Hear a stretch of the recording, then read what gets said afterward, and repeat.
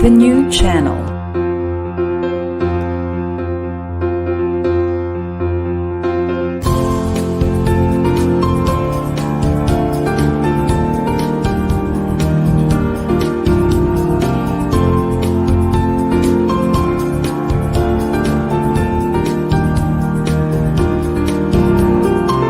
The new channel.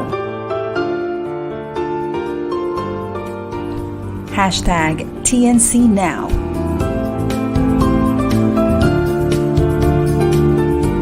The views, opinions, and insights expressed in the following shows are those of the host, producers, guests, and viewers. They do not necessarily reflect the position of the channel. Viewer discretion is advised. Hello and welcome to the new channel. Our passion transforms an entire community that sees all things new. I am Gianne Janiola, streaming live from the City of Pines. Join me this afternoon for the last run of Season 1 of the Frontline. In celebrating the essence of love in action is service as the summit of service is sacrifice. Only here on TNC.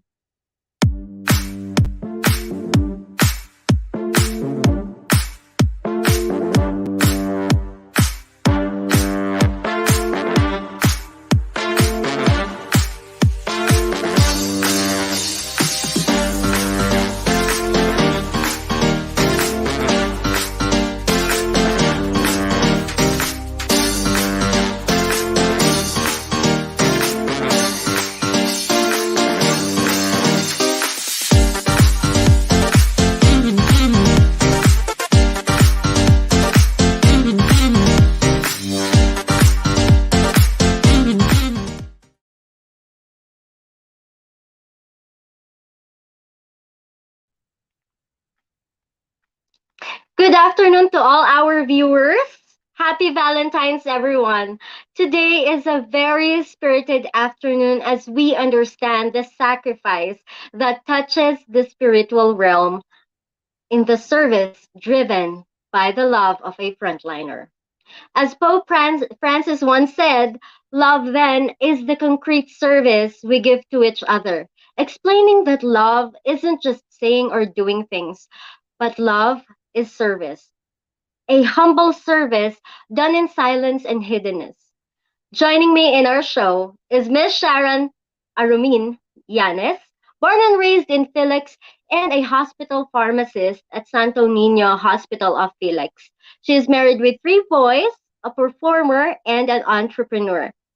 Together with us is a diplomate in occupational medicine, a Cordilleran model, and a sports enthusiast. Please all welcome Dr. Dane Jane Diaz. Hi everyone. A very good Hi! afternoon to everybody. Yeah. Gandang hapon po, Ayan. naimbag na malam, kinyayo amin, and good afternoon. And shout out sa family ko sa Bakakeng and Felix, and my best friends and fellow co-workers at Santo Niño Hospital of Felix. Yes. Yes, wow. Shout to everybody. May fans si May Miss fun. May Sharon. fun Of day. course, marami. Oo, ayan. Ayan. Si Doc Dane parang nasa clinic pa. Oh, medyo pa-out na rin. Ayan. So, it's such an honor to have you both today. Of course, since the spur of the pandemic, we have seen different tributes, songs, donations given to our frontliners. On the other hand, we have also been witnesses of how tedious the work has become. Sobrang ang daming nag-iba. We have heard news about the deaths of our colleagues in the line of service. While the appreciation to our frontliners were present, somehow these were not translated into actions as we experienced the scarcity of supplies to protect us or deficits in the compensation and the like. However, it has been a question for some, no, which I would like to direct it to you both. For you guys, why do you go on, or why haven't we simply left our jobs? Yeah.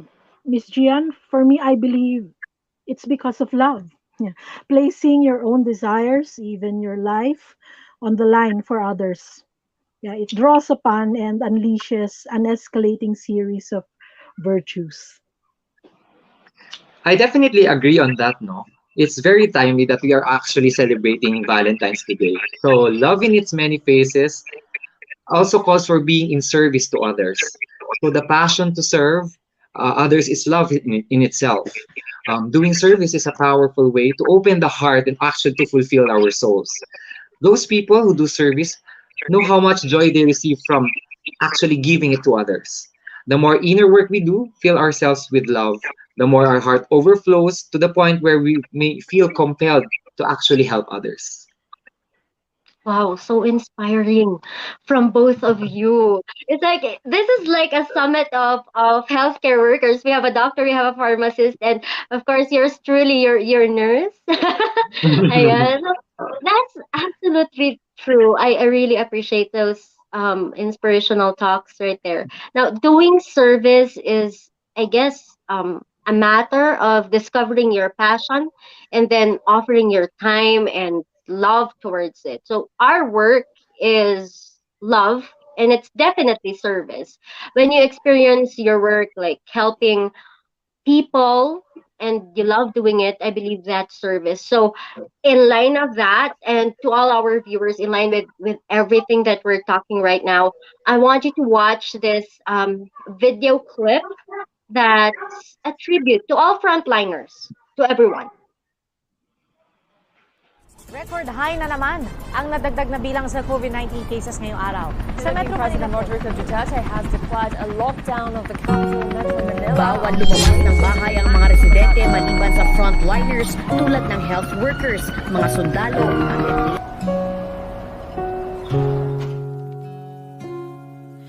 Nangarap noon, bayani ngayon, hindi pa papigil, lakas ng loob sa bawat hakbang, bawat desisyon, nakita ang kapit sa Panginoon. Sana'y malamang nakikita ko mga pawis at luha na inalay mo, at sa iyong paghihirap dumaloy sa iyo ang pag-asa. Salamat ng dahil sa iyo.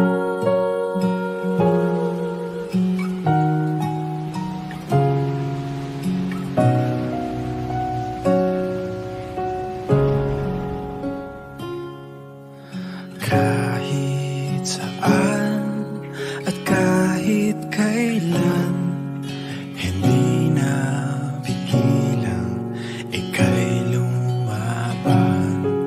Lahat ng bagyo ay matatapos. Kumapit ka lamang, huwag kang susuko.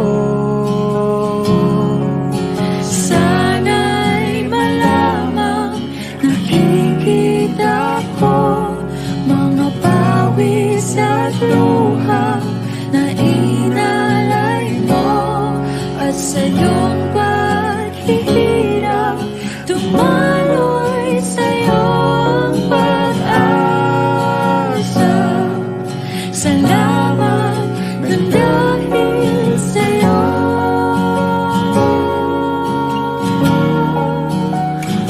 May pag-asa.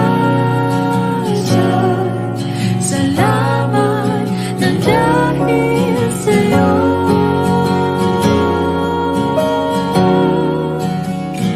May pag-asa. Salamat ng dahil sa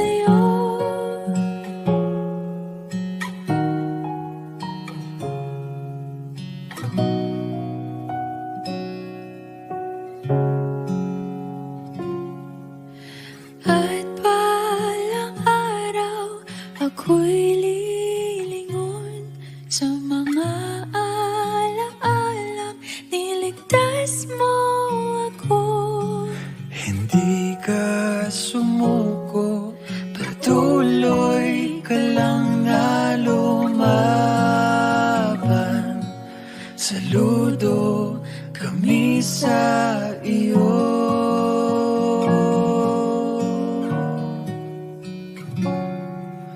Maraming salamat sa'yo.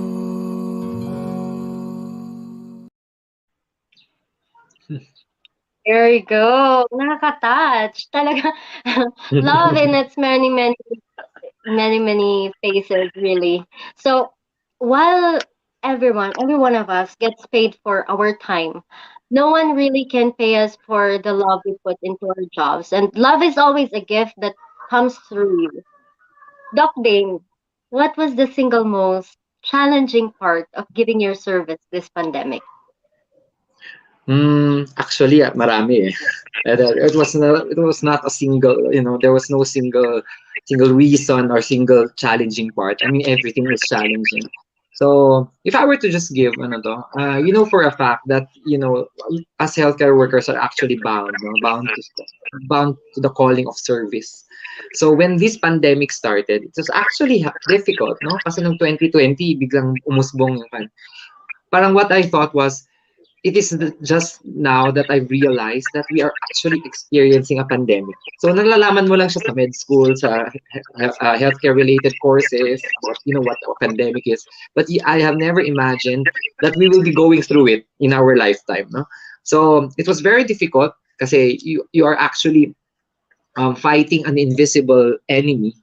So everybody was at a loss. I think we all agree to that everybody was at a loss in what happened last year. So until now we are still developing, we are still actually struggling. But I think the single most challenging part siguro will be actually putting yourself into the service, into that service. You know that it's very dangerous. Parang ang dami nating ginawa, as in the PPEs and stuff, and even actually you don't know who patients or who among the patients are actually infected. So parang ang hirap, ang takot actually. So actually going into the battlefield actually is the most challenging part. Yung getting up just to be there. But I think being in love with your profession, where it be being a doctor, being a nurse, or being actually a pharmacist, or being anyone in the hospital or in the healthcare, is actually it is actually challenging already. So being at the call of the service is actually the most challenging part for me. Ayun. I think it goes English for everyone then. Parang English yun. yes, pero I guess it goes for every one of us. And true enough, the struggle of our healthcare providers during this pandemic was really unparalleled. And I think it goes for all frontliners at that. And Miss Sharon, for you naman, what for you is the best or the biggest, I should say, biggest sacrifice you had to do in line of service this pandemic? Yeah, Miss Gian. Actually, it's a very long story, very emotional story actually. 2020, when the COVID cases first emerged in our country, of course, sa atin, ang main frontline workers natin doon were always the doctors and the nurses, right? So, the other staff in our hospital were support groups. Kami yung mga support groups. But what was remarkable was during this time, when the pandemic caused lots of apprehension, anxiety, confusion, sickness, and all, yung mga fellow allied health workers ko, like the medtechs, attendants, midwives, drivers, office staff, fellow pharmacists, radtech, we all did one thing with the doctors, of course, and nurses, and that was to walk the extra mile, yan, in the service of our patients. So by this, we performed duties outside of our descriptions kasi nga, pandemic nga eh, di ba? Example, for me, so aside from fulfilling my duties sa gamot, sa drugs and supplies, I had to give my assistance whenever required. naging parte na ako ng contact tracing, paperwork for mass swabbing, testing, ganon. Especially nung October 2020 when the cases rose very high dito sa Philex. Fortunately, ako rin po, I was an asymptomatic COVID case back then when I tested last February 2021.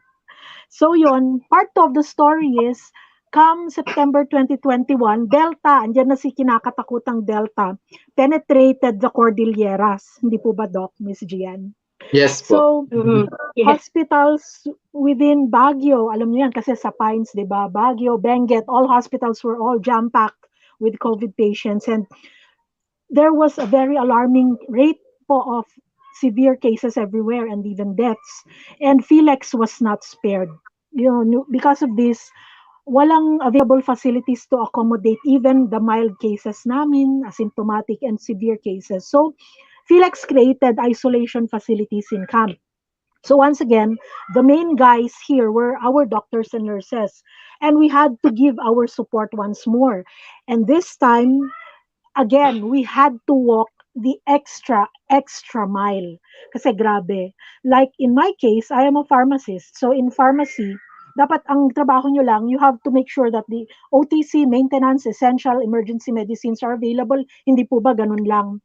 So we make sure all medicines are there for the patients. Pero with the arrival of Delta in the community, there came another concern actually, and you will agree with me, yung mental and emotional health of those who were sick, hindi po ba?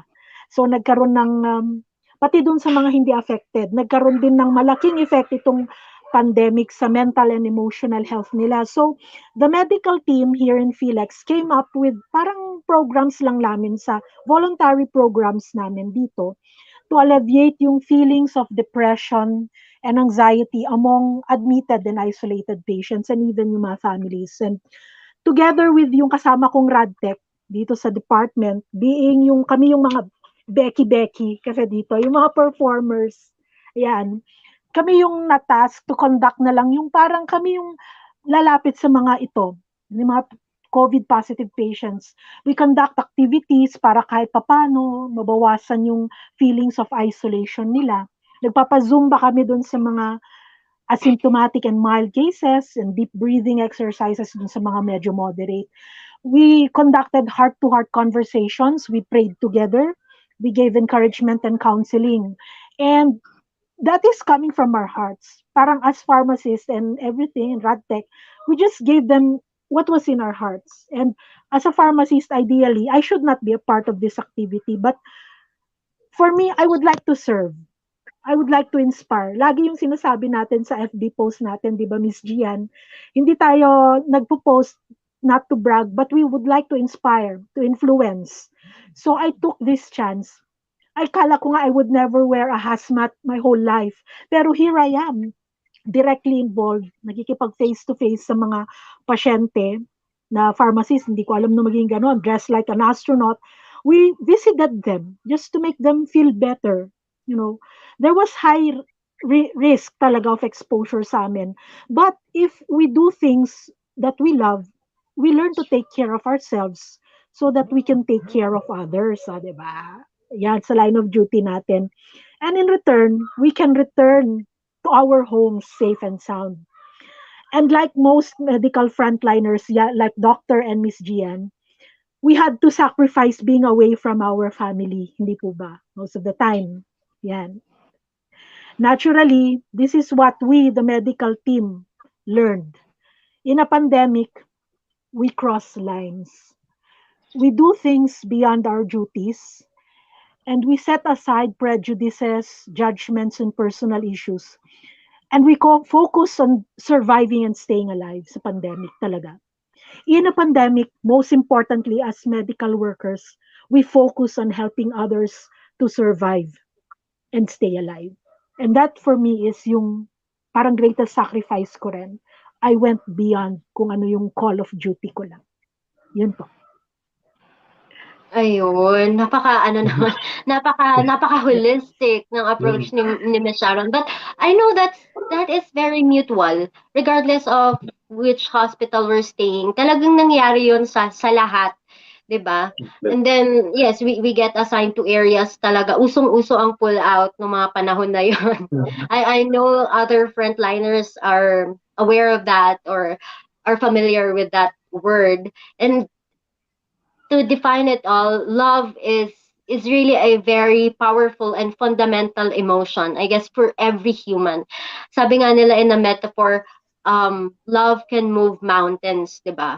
But of course, in our line of work, as both of you have mentioned kanina, we as humans also have fears. And because of that, I mean, what is your take on having this fear during the pandemic? More so, what was your biggest fear during the surge of COVID-19, Doc Lane?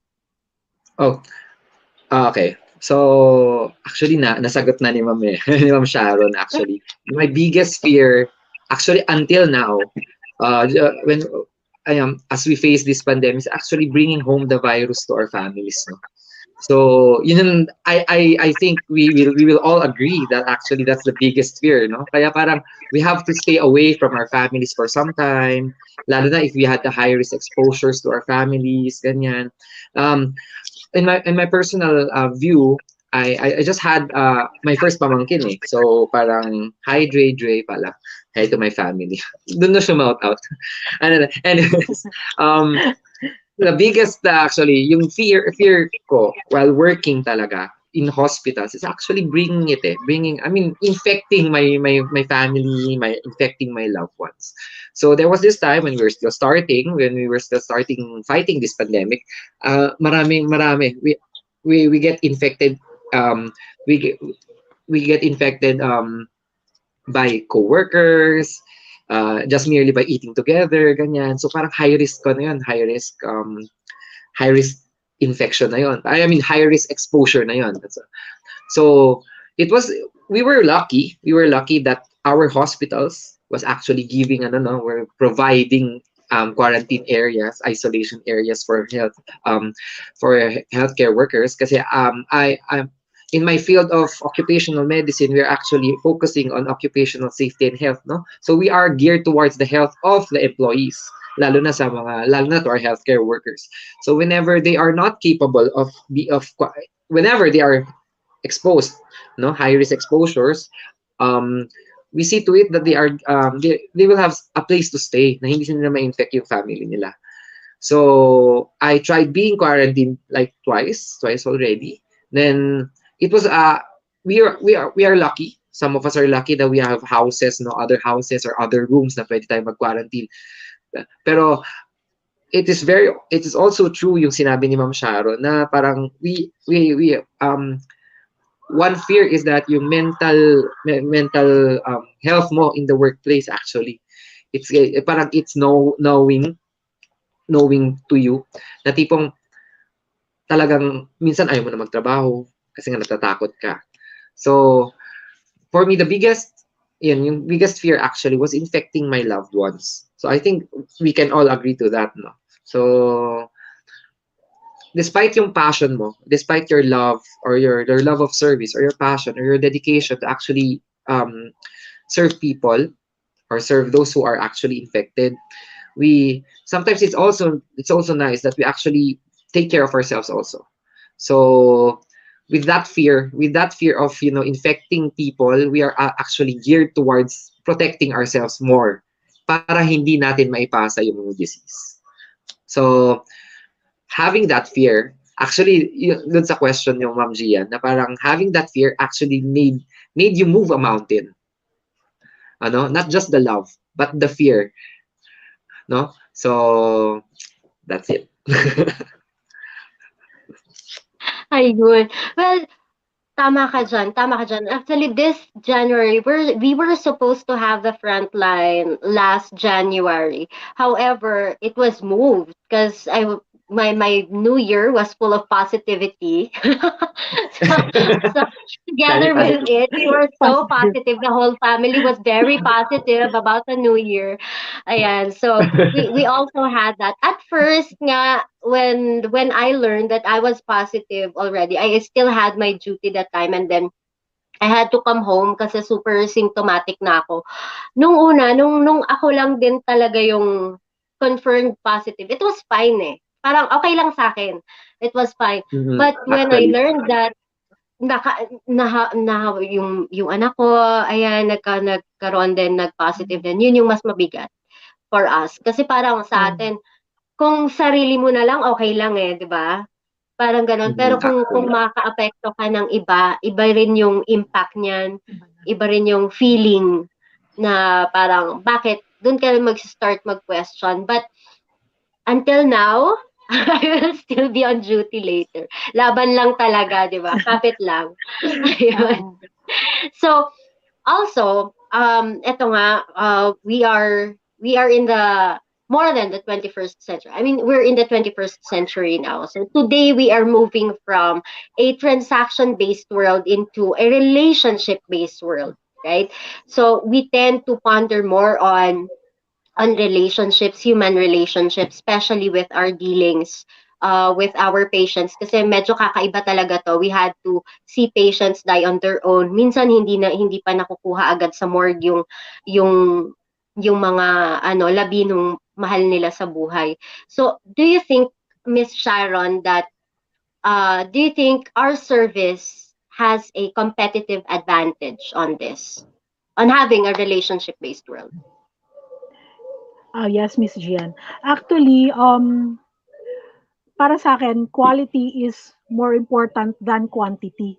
'Di ba kasi minsan kapag transaction-based ang whatever man na interaction natin with others, it's more on just humahabol ka na lang kung anong dyan, blah, blah, blah, everything. It just goes na, dan, dadaan, pinapabayaan natin.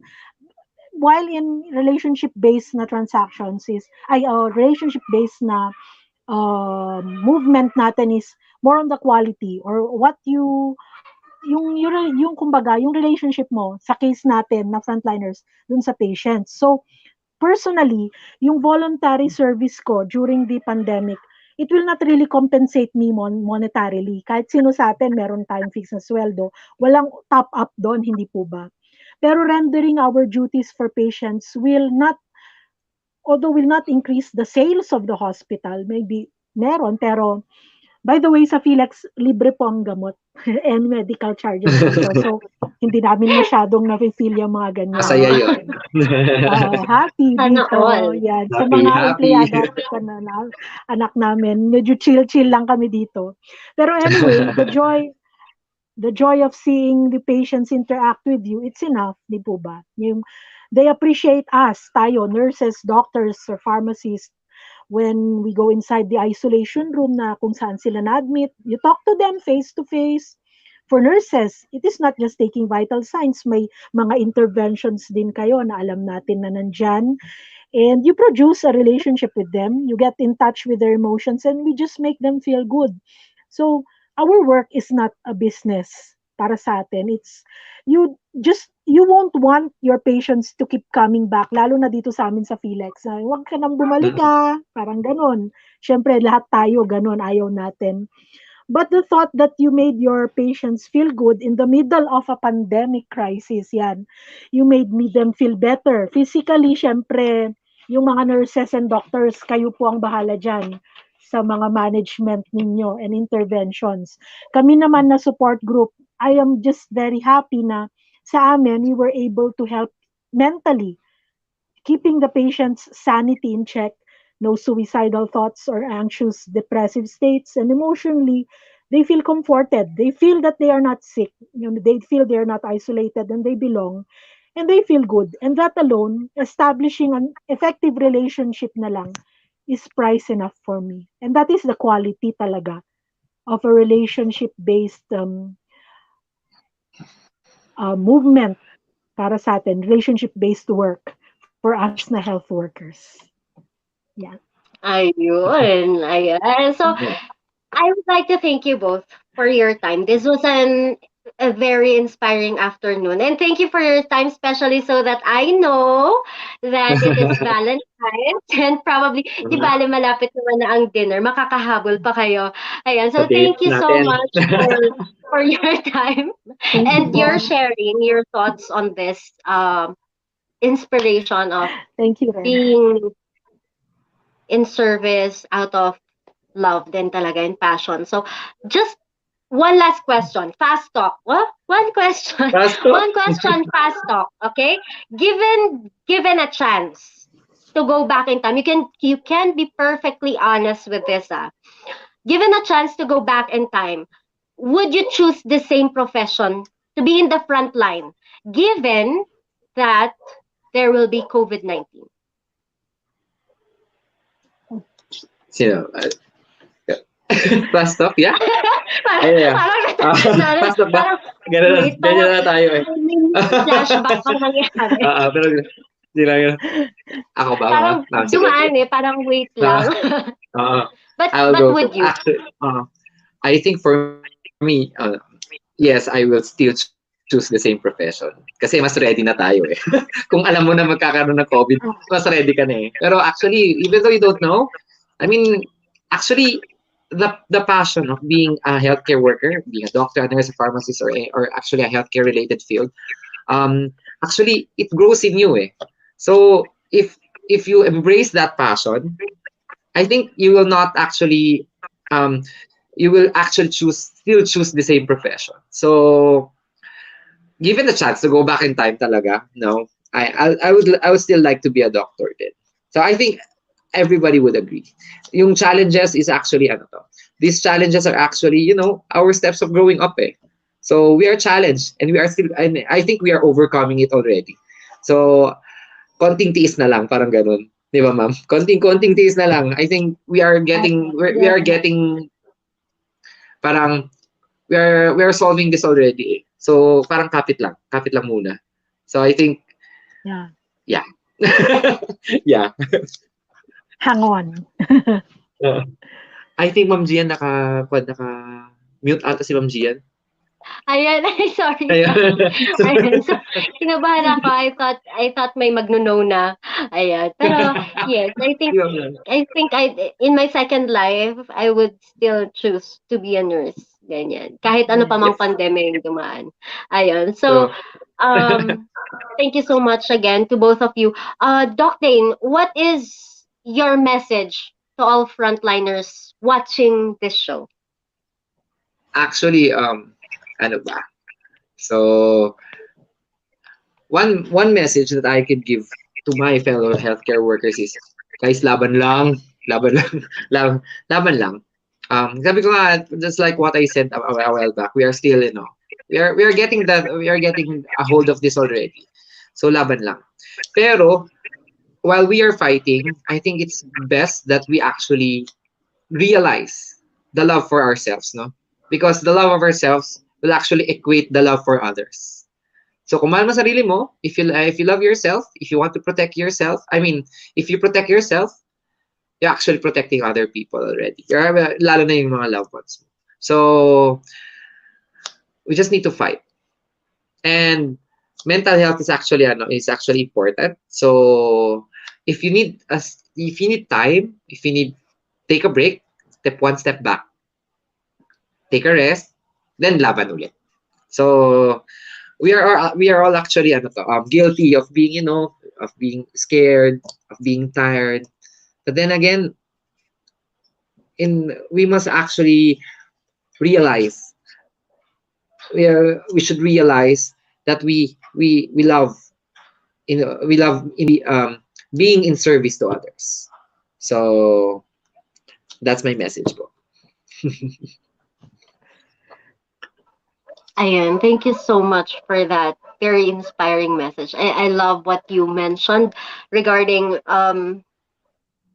yung sa pagkapit lang talaga. Kapit lang. I love that. Yes. Oo, Kapit talagang lang. kailangan natin 'yan. Oo. So, Miss Sharon, ano naman po ang advice nyo sa mga frontliners natin who are already losing their spirit and service? Let us take note that not only here, I mean in the Cordilleras, we're more or less we're a bit stable in terms of staffing. Being understaffed is I think most likely a worldwide issue, right? Or a worldwide concern, I should say. However, mas stable pa nga sa atin ngayon. But down in the lowlands, we see news na almost their staff are being slashed to almost 50%. No. So, what is your message for those who are watching the show right now? Those frontliners who are already losing their spirit, their enthusiasm into their work. Yes, Miss Gian. Actually, tama yung sinabi mo na okay pa ang situation din sa Cordilleras compared to the other parts of the country and the world. Pero last October, almost half of the medical personnel here in Felix also tested positive then, and manpower was very compromised back then. Some were experiencing mild cases, merong naging severe actually, and yung moral namin sa medical department reach its very low, kumbaga. And you can see the look from everyone's faces. And I think this happens to all facilities. Everyone is tired, everyone is getting sick, everyone is anxious. But as I have always mentioned sa FB post ko, and to everyone, you know, um, we are tired, we are sick. But we have to be still happy and we have to continue fighting, sabi nga ni Doc kanina. Kapit lang, fight ng fight. So to my fellow frontliners, not only here in Felix, but sa entire Philippines and entire world, yan. Remember yung song ng BTS, Army ang lola nyo, permission to dance, yan. Yung one line, sabi niya doon, we don't need to worry, cause when we fall, we know how to land. Yon. So indeed, we know how to land tayo on both feet gracefully, and we can be stronger than ever. So, ang sabi ni Doc kanina, still we have to take care of ourselves so that we can take care of others, especially yung patients and our loved ones. So, fellow frontliners, yan, we continue to be safe. No, don't lose yung spirit na yan. Be healthy, be happy. COVID lang yan. Fighters naman tayo, di ba? So, all of this shall pass. So, sabi na lang, God bless us always. And fellow frontliners, Aja! Ganun. Nakakatuwa si Ma'am Sharon. Ayan, that's the spirit, guys. Diba? Bubbly-bubbly Go lang nga. ng go. At napaka-updated siya sa BTS. So, BTS Oo, lovers. din. Ayan. And of course, Fun. thank you, both of you. There you have it. What Thank you a po. season. So in this show, I've already interviewed OFWs, our infection control unit, everyone. So before we end this, we're ending it with a bang. Okay, we will have 5 winners of 200 Gcash. All you have to do is to type hashtag the frontline on TNC and tell us how you are serving or demonstrating love in action. Ayan. So, hashtag the frontline on TNC. Yan. And then tell us how you are serving or demonstrating love in action. Yun lang guys ang gagawin. And then you will have, of course, your 200 Gcash brought to you by the frontline. Ayun. Of course, your service may be being a loving parent to your children. That is service. Helping a friend in need or being a loving mate. Wow, happy Valentine's. Who supports, of course, the highest good in many little ways. Ayan. So you might have a special interest in protecting the environment. That is also service. Stopping child abuse, helping the homeless, or caring for the dying.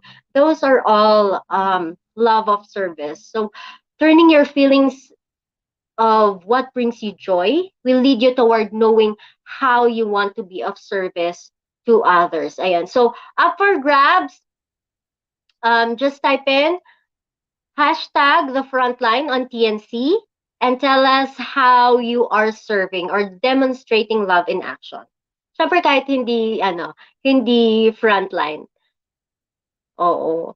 Ayun. So, we're waiting. Again, just type hashtag the frontline on TNC and tell us how you are serving or demonstrating love in action. So we will be having 5 winners of 200 Gcash. Ayon, up for grabs before the frontline will end. Ayan, sige. We'll wait lang natin. I-declare niya natin ang winners in a while. And of course, I would like to thank TNC Express for having the Frontline show, which really showcased or was really dedicated into appreciating our frontliners from all walks and all places. Ayan. So maraming salamat Frontline to our directors and to the staff of Frontline who has been helping me in my journey here on the Frontline. Maraming salamat. Kina Direk Hershey, kina Direk Lance, Mona, maraming salamat sa inyong lahat. Of course, Ma'am Apple, our CEO, thank you so much for having me here on the Frontline. Ayan. So meron na ba tayong winners? Meron na ba tayong winners? We'll have 5 winners of 200 Gcash. Ayan.